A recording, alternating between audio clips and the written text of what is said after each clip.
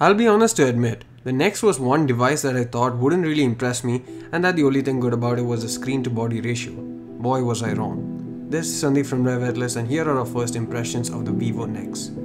The Vivo NEX is essentially the production version of the Apex concept that was showcased at the start of the year. At a time when manufacturers are touting notch displays to be a feature, the NEX is a welcome change.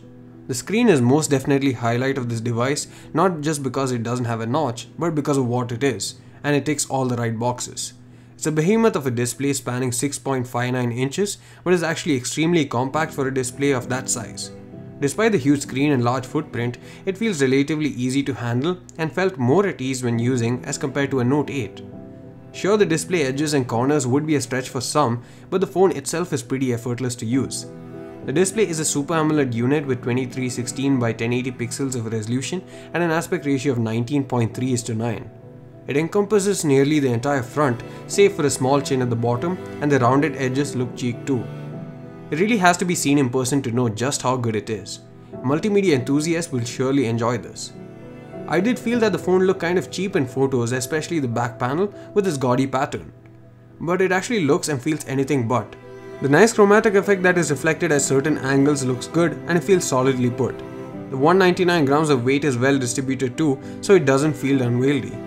Funnily enough, there's a plastic protector pre-fitted not just to the front but the back panel as well, and a case that's good but doesn't restrict movement of the party piece, the automated selfie camera. The front-facing 8MP f2 camera on the NEX is hidden inside the body. It only reveals itself when you need to use it, and activating the camera will automatically drive the motors inside to bring out the camera unit.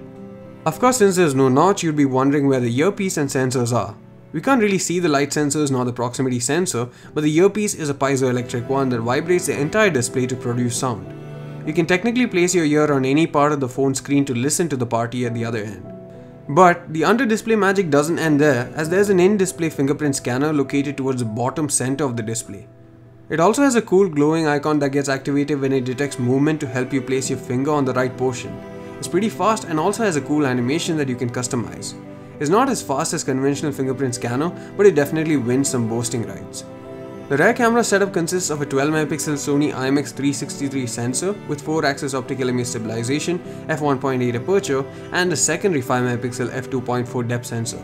Here are some samples to give you an idea on its capabilities.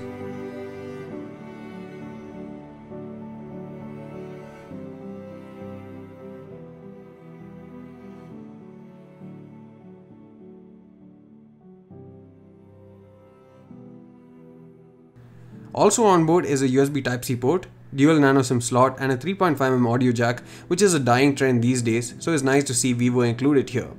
The 4000 mAh battery supports 22W fast charging, and the phone also has 8GB of RAM and 128GB of storage to support the Snapdragon 845 chipset.